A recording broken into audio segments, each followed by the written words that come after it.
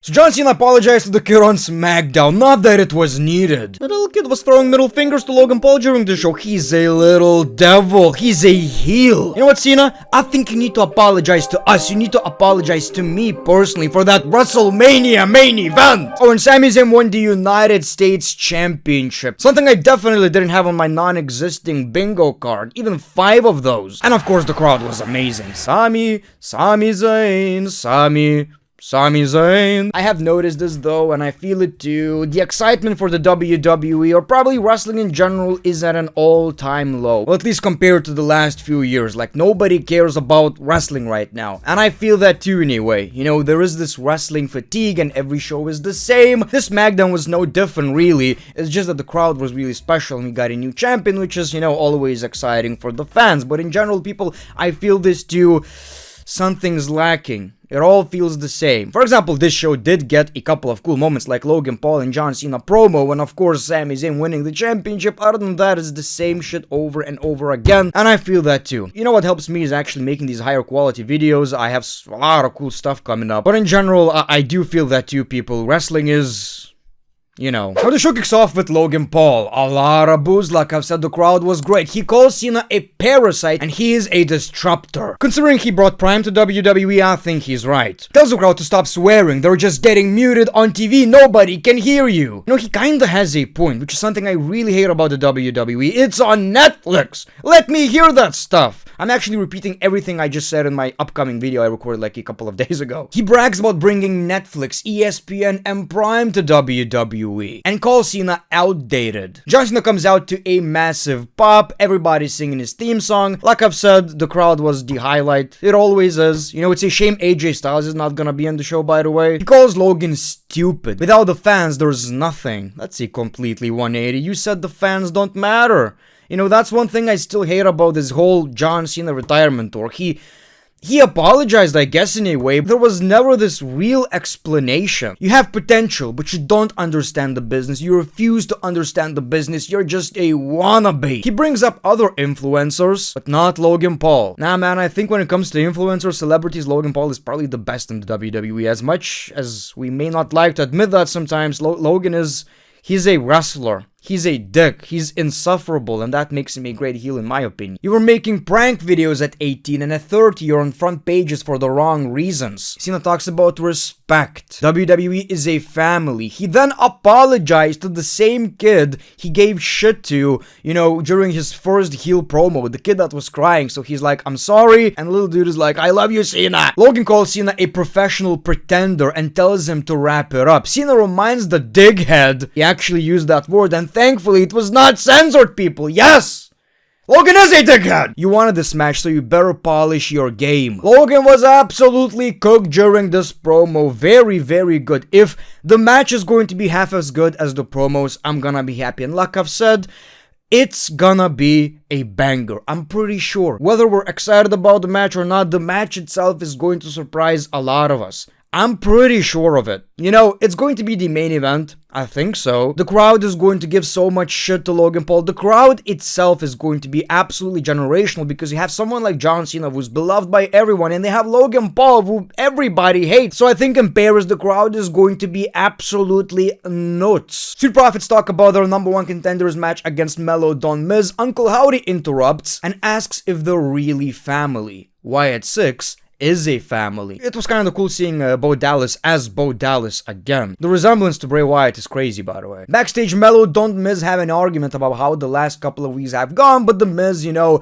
hypes him up. We see Uncle Howdy, he talks about having different perceptions, but perception isn't reality. Can you handle that? Basically, he's playing mind games. They're warning all the tag teams and just basically throwing everybody off. We got Alexa Bliss versus Chelsea Green. It was a singles match because Charlotte got attacked before it. So the crowd was really, really hot. They hated Chelsea Green. You know, these crowds make you feel like we're watching some generational shit. So, you know, it goes to show you the audience. It's all about the audience, people. So we got Alexa Bliss with a roll-up. Charlotte comes back, but Chelsea and Fire stand tall with a lot of boos. It's just regular shit you see on SmackDown every single week that gets so repetitive. And I'm at a point right now where I don't really know what else to say when it comes to these storylines because we don't get anything cool. It's just the same shit over and over again with some thing switched up. Instead of Charlotte versus Chelsea, now it's Alexa versus Chelsea. It's the same shit over and over again, but the crowd, it helps so much, people. I wish American crowds were that hot, but at the same time, I understand why they're not, because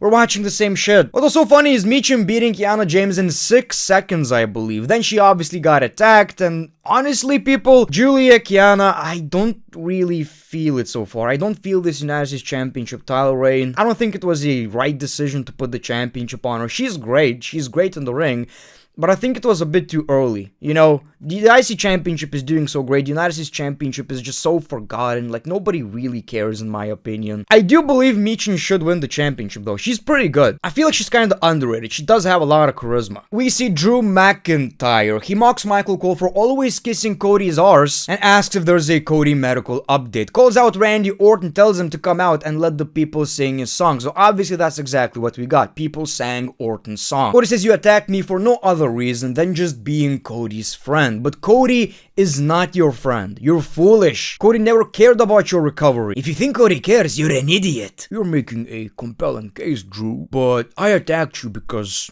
you're stupid. Nah, he said he attacked him because he's a prick. So Drew headbutts Randy. We're about to see a Claymore. Orton dodges, beats Drew McIntyre up. Randy Orton RKOs a bunch of security guards, including Hurricane. And we were about to see the punt kick again, which is something I hope is going to become a thing in the WWE. I remember what kind of pissed me off is when we got this Randy Orton versus Drew McIntyre rivalry back in 2020 or 2021, the punt kick was brought back, but then we got a segment for Drew McIntyre and Randy Orton where he punt kicked him like, I don't know, 4 times. Like, no, it should be one. One punt kick and you're out. Your ass is out of the WWE. You're licking your wounds, boy.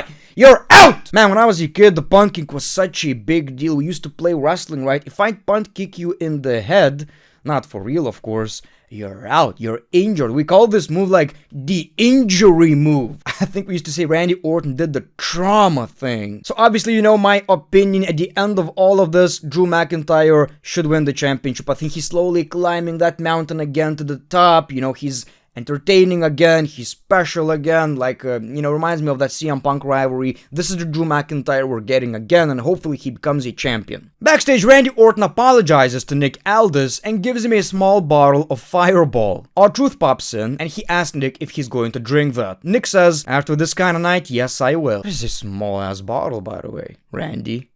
Apology not accepted. It's just a couple of shots, man. Nick is going to drink it and he's like, now I need a real bottle. He about to get hooked. Number 1 contenders match for the WWE Tag Team Championships. Melo Don't Miss versus the Street Profits. So, again, the crowd was amazing. It's not something I would care about right now because, simple reason. We've seen it so many times, all of it. We've seen all of it, people. Miz reaches for tag but gets distracted by the arrival of the Wyatt Six, allowing the Profits to take the victory. So they won the match, and this is actually going to be at WWE Clash in Paris. Another match just got added, which is pretty nice, I think, you could have more matches. Just make some matches a bit shorter or don't have an hour-long recaps. That's all you really need. Finally, we got the WWE United States Championship match. Solo Sikoa versus Sami Zayn. The crowd was hot. Again, people. Sami Zayn. Sami Zayn. I wasn't expecting much out of it because we know how it ends every single week. There's MFTs, there's Jacob Fatu, and that's exactly what we got. But thankfully, we got an actual result and not a disqualification or any other shenanigans. Sami Zayn actually picked up the W and won the United States Championship, a championship he actually never won in the WWE, so that's pretty cool. Now the only thing he needs to be a Grand Slam champion, I believe, is the world title.